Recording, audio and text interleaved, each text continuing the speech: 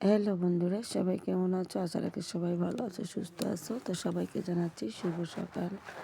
আর এই যে দেখো, সকাল সকাল হচ্ছে আমার এখানে কাকিমণি জিলাপি ভাজা করছে, তো দোকানে দিবে এই জন্য। তো অনেক সকালে কিন্তু সে উঠে হচ্ছে এরকম মানে সদাই বানাচ্ছিল আর কি, কাটা গজা, তারপরে হচ্ছে খুরমা, এগুলো সব বানিয়েছে। আর সেগুলো কিন্তু বিক্রি করতে নিয়ে গেছে। তো এখন হচ্ছে জিলাপি ভাজা করছে। তো এই যে গুড়ের জিলাপি দেখো, আর এদিকে হচ্ছে চিনির জিলাপিও করবে। তো দুটো কিন্তু রস করে রেখেছি দুই দিকে। এই যে আর আমরা বসে বসে হচ্ছে গল্প আড্ডা করছিলাম, আর হচ্ছে এই কাকি যে এরকম জিলাপি বানাচ্ছে, তো সেটাই হচ্ছে দেখছিলাম আর কি। তো তোমরা কি জানো কীভাবে আসলে জিলাপি বানায়? তো অনেকে কিন্তু আসলে জানো, অনেকে জানো না।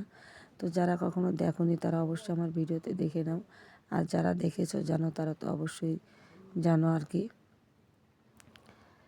তো গ্রামে এই সিনারিগুলো দেখতে খুবই ভালো লাগে। গ্রামের মানে একটা যে পরিবেশ, তারপরে হচ্ছে গ্রামের আবহাওয়া, গ্রামের গাছগাছালির একটা মনোরম দৃশ্য, মানে কি বলবো তোমাদের, প্রকৃতির পরিবেশ যে এত সুন্দর দেখতে, এত ভালো লাগে কি বলবো তোমাদের সাথে।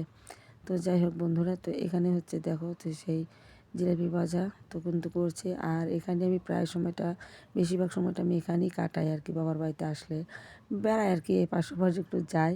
তো তারপরে যতক্ষণ মানে বাসায় থাকি আমি, তো এই কাকির বাসায়, মানে আমার বাসা কাকির বাসা কিন্তু একদম এক জায়গায় আর কি। তো এখন হচ্ছে কাকাতো বোনিক নিয়ে চলে যাচ্ছি হচ্ছে একটু বাজারের দিকে, যাব একটু হচ্ছে মেডিসিন দোকানে। তো সেই জন্যই যাচ্ছিলাম আর কি। তো জিলাপি ভাজা হয়ে গেছে, তো তারপরে হচ্ছে আমরা আসছিলাম আর কি। এই যে দেখো, রাস্তা দিয়ে যাচ্ছিলাম। তো আমরা হচ্ছে যাব হচ্ছে ভ্যান গাড়িতে। তো আমার কাকাতো বোন বলছিল যে ঠিক আছে, ভ্যান গাড়িতে যাওয়ার দরকার, আমরা একটু হেঁটে হেঁটে গল্প করতে করতে যাই।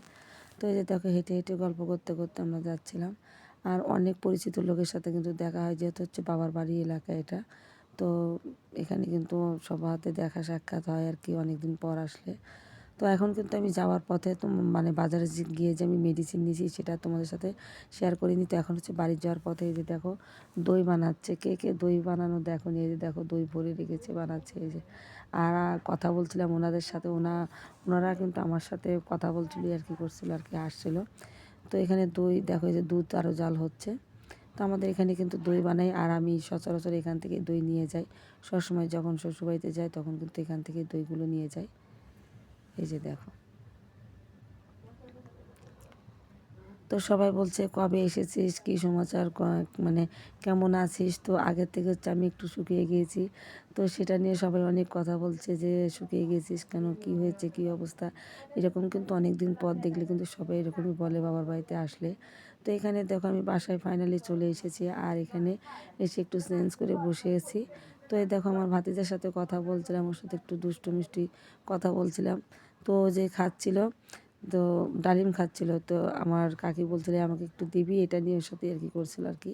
তো এখানে একটা আমাদের বর্মা হয়, সেই বর্মা এখানে হচ্ছে বসে আছে। এই যে একটা ছোটো কাকাতো বোনও বসে আছে। তো কাকি কিন্তু এখন রান্না বসিয়ে দিয়েছে, দোকানে কাজ শেষ হয়ে গেছে, এখন সে দুপুরে রান্না শেষ করছে আর কি। তো আমিও কিন্তু এখন খেতে যাব, আমাকে তো খাবার জন্য ডাকছে, রান্না হয়ে গেছে। তো আমার ছোটো ভাইও রান্না করেছে পরিপাটি করে। তো এখানে বসে আছি, তো আমাকে খাবারের জন্য ডাকছিল, আমি বলতেছি আসতেছি। তো এখানে গল্প করতেছিলাম। ওই যে দেখতে পাচ্ছ আমার ভাতিজা, ওটাই কিন্তু আমার বাড়ি আর কি, আমার বাবার বাড়ি। তো বাবার বাড়িতে আসলে কিন্তু সবাই এরকম শুধু হচ্ছে আলিঞ্জা বসে থাকে, গল্প গুজব করে, সবারই এরকম আমি মনে করি। তো আমারও তাই। তো এই যে দেখো রান্না করেছে ডিমের ঝোল, এই যে ডাল রান্না করেছে, বেগুন ভাজা, আর এই যে ভাত, এই যে। তো এখন হচ্ছে খাওয়া শুরু করে দেব। তো শিবাও আছে পাশে, এই যে ভাইবো বসে আছে, ভাত দিয়ে বসে আছে। আরও মানে আসলে পরে খুব কিন্তু আমাদের আদর আপ্যায়ন করে। তো সবাইকে জানাচ্ছি টাটা।